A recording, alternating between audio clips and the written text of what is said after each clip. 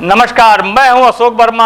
आप देख रहे हैं टीवी20 न्यूज। टीवी20 न्यूज पर शुरू करते हैं आज का खबरों का सिलसिला। बने रहिए हमारे साथ। अम्बेडकर नगर पहुंचे शिव भाजपा प्रमुख ओम प्रकाश राजभर ने समाजवादी पार्टी पर तीखा हमला बोलते हुए इसे राजनीति की सबसे धोखेबाज पार्टी बताया। उन्होंने आरोप लगाया कि विधानसभा चुनाव के दौरान सपा ने रणनीति के तहत अपने प्रत्याशी सुभाषपा के चुनाव चिन्ह पर लड़वाए थे। राजभर ने दावा किया कि सपा की योजना सरकार बनने पर सुभाषपा के सिंबल पर जीते विधायकों को अपने पक्ष में कर लेने की थी। उन्होंने कहा कि गठबंधन के दौरान भी दोनों दलों के बीच अविश्वास का माहौल था। राजभर के इस बयान के बाद प्रदेश की राजनीति में एक बार फिर बयानबाजी तेज होने की संभावना है। हालांकि उनके आरोपों पर समाजवादी पार्टी की ओर से अभी तक कोई आधिकारिक प्रक्रिया सामने नहीं आई है। जाएंगे और कल मऊ में रेल का उद्घाटन हुआ है, वहाँ पे आपके एमएलसी को बैठने तक मंच पे स्थान नहीं मिला। इसके बारे में क्या कहना? ऐसा है वो सेंट्रल गवर्नमेंट का काम है। वहाँ जब दो पहलवान आपस में लड़ रहे हैं तो तीसरा वहाँ क्यों जाए लड़ने के लिए?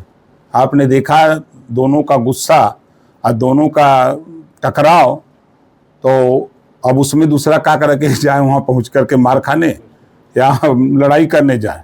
शिवपाल जी के बयान को किस रूप में ले रहे हैं, जो कह रहे हैं जहाँ से आप लड़ेंगे वहाँ प्रचार करेंगे? हम तो कह रहे हैं कि शिवपाल जी तो क्या करें बेचारे, वो आगे खुद लड़ लें या अखिलेश जी को लड़ा दें जहूराबाद। हाँ, अगर दम है तो शिवपाल जी खुद लड़ लें आके जहूराबाद में। उनको अपनी ताकत का एहसास हो जाएगा कि हमको किस किनारे अखिलेश जी लगा करके छोड़ दिए हैं। याद होगा आपको कि मंच से धक्का दे करके शिवपाल जी को पार्टी तक निकाल दिया गया था। प्रगतिशील समाजवादी पार्टी शिवपाल जी बनाए। और शिवपाल जी का बयान, अभी हम वीडियो आपको दिखा दें। शिवपाल जी का बयान है कि समाजवादी पार्टी में एक शकुनी है जो उस इलाके में चश्मा के नाम से जाना जाता है। ये बयान शिवपाल जी का है। और शिवपाल जी का दूसरा बयान है कि समाजवादी पार्टी अब गरीबों की जमीन कब्जा करने वाली पार्टी हो गई है, चोर उचक्कों की पार्टी हो गई है, ये शराब माफियाओं की पार्टी हो गई है। ये बयान शिवपाल जी के, हमारे बयान नहीं है। हम अभी आपको वीडियो दिखा सकते हैं उनका, और उस वीडियो का आप सत्यापित भी कर सकते हैं कि शिवपाल जी के बयान है कि ये आई से बनाया गया है। दोनों आप तहकीकात कर सकते हैं। तो आज भी शिवपाल जी तिरछी नजर से देखे जा रहे हैं समाजवादी पार्टी में। आप भी पता कर सकते हैं, सब लोग जान रहे हैं। विधानसभा सत्ता के संपर्क में कल लालजी वर्मा ने आपके सवाल पर पलटवार किया। उन्होंने बताया कि वो गालीबाज, उनकी बात कोई सीरियस नहीं लेता। इस नाते कि वो दल बदलू नेता हैं।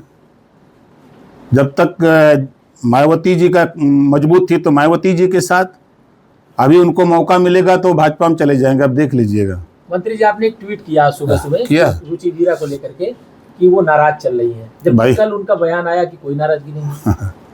आप देखते जाइएगा खेल। टीएमसी टूटी, किसी को भरोसा था? शिवसेना टूटी, किसी को भरोसा था? ठीक उसी तरह समाजवादी पार्टी भी टूटेगी।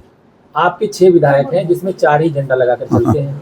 तो भैया मेरे, अगर मैं कहूं तो समाजवादी पार्टी जैसे धोखेबाज पार्टी कोई हो ही नहीं सकती। मैं उनके साथ था। उन्होंने मुझे कहा कि हम अपना प्रत्याशी देंगे, सिंबल आप अपना भले दे दो, लेकिन प्रत्याशी हमारा होगा। तो प्रत्याशी उन्हीं की पार्टी का है, तो उनकी चाल थी कि सरकार बनेगी तो सब विधायक हम अपने पास कर लेंगे। उनकी पॉलिसी थी।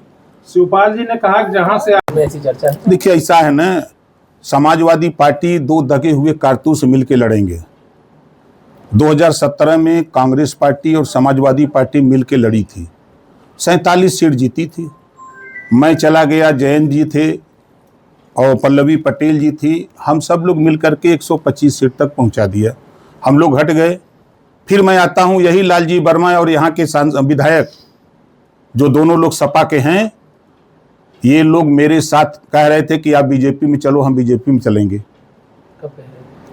जब दल बदल की तैयारी हो रही थी, पूछिएगा कहे थे कि नहीं कहे थे? नहीं, हमारे सामने बैठा दीजिए इन लोगों को डिबेट पर।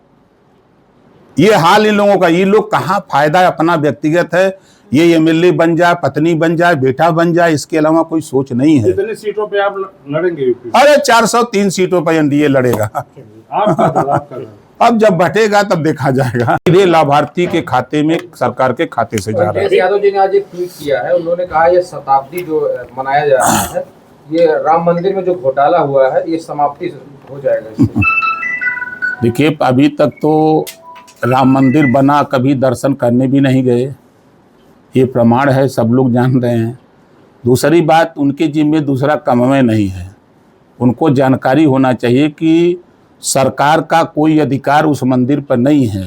वो ट्रस्ट बना हुआ है, ट्रस्ट उसका मालिक है, उसमें सरकार का कोई हस्तक्षेप नहीं है। यदि ट्रस्ट के लोग कहते हैं कि इसमें अगर ये गड़बड़ी हुई है, जांच करा दीजिए, तो सरकार के तरफ से एसआईटी गठित हो गई, जांच कर रही है। जांच में जो दोषी पाए जाएंगे उनके खिलाफ कार्रवाई होगी। अभी आपने जो है 2 दिन पहले